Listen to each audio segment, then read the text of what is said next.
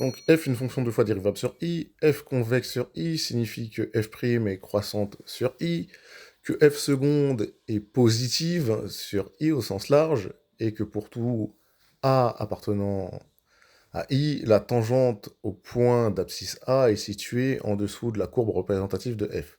La concavité, bah, c'est simplement dire que f' est décroissante sur i, que f seconde est négative au sens large, et que pour tout A appartenant à i, les tangentes, bah, elles se trouvent au-dessus de la courbe. Moi, pour faire une synthèse, si on dit qu'on est convexe sur i, c'est que la dérivée est croissante, que la dérivée seconde est positive, et la forme, elle est un petit peu en U assez arrondi, quoi. Et la concavité, bah, c'est la partie droite, tout simplement. Que f' est décroissante sur i, que f seconde est négative, au sens large, et que, bah, évidemment, vous avez cette forme-là que vous voyez ici.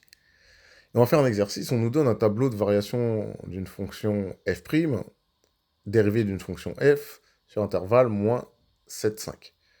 Et on nous demande de déterminer le sens de variation de f. Donc la première chose qu'on va faire pour déterminer le sens de variation de f, c'est évidemment étudier le signe de f'. Et du coup, lorsqu'on regarde sur moins 7, 5, on voit tout de suite que f' ne passe pas en dessous de 0. Effectivement, f' s'annule en moins 2, et sinon elle est tout le temps positive. Et donc, étant donné qu'elle est positive sur moins 7,5, eh ben, on pourra en conclure que la fonction f est croissante. Et donc, on a fait le tableau de signe de la dérivée, et du coup, on en conclut les variations de la fonction f. La fonction f est croissante sur moins 7 inclus, 5 inclus. La deuxième question, on nous demande de déterminer la convexité de f. Et là, ça va être intéressant. Par rapport aux définitions qu'on a données précédemment, comment on peut déterminer la convexité à partir de la fonction dérivée? Eh ben, on avait dit que f sera convexe lorsque f' sera croissante, et concave lorsque f' sera décroissante. Donc, je vais simplement regarder les variations de f' pour en déduire, évidemment, la convexité de f. Et donc, qu'est-ce que je remarque? C'est que f', elle est décroissante sur moins 7, moins 2. Donc, elle sera évidemment concave sur moins 7, moins 2. Elle est croissante sur moins 2, moins 1, puis décroissante sur moins 1, 5. Et donc, je peux dire qu'elle est évidemment sur moins 7, moins 2, elle est concave, convexe sur moins 2, moins 1, et concave sur moins 1, 5.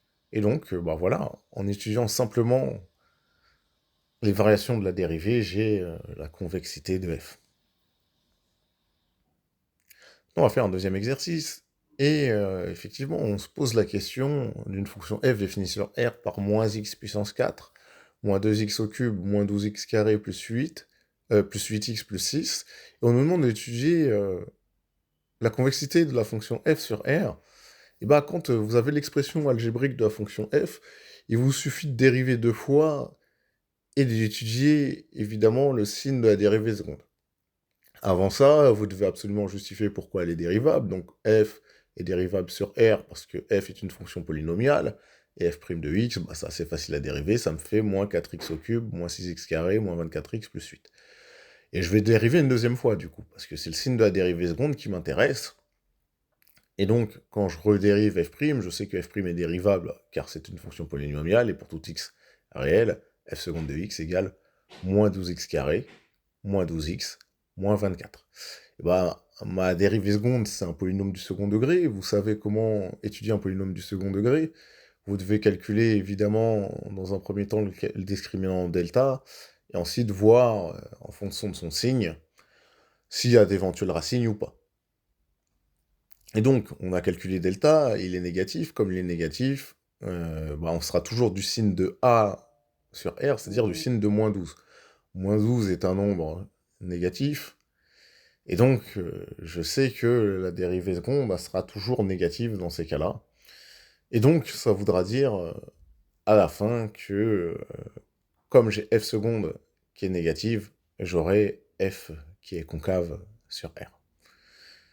En effet, vous voyez bien que mon A, c'est ce qu'il y a devant le x carré, il vaut moins 12, et donc A est négatif.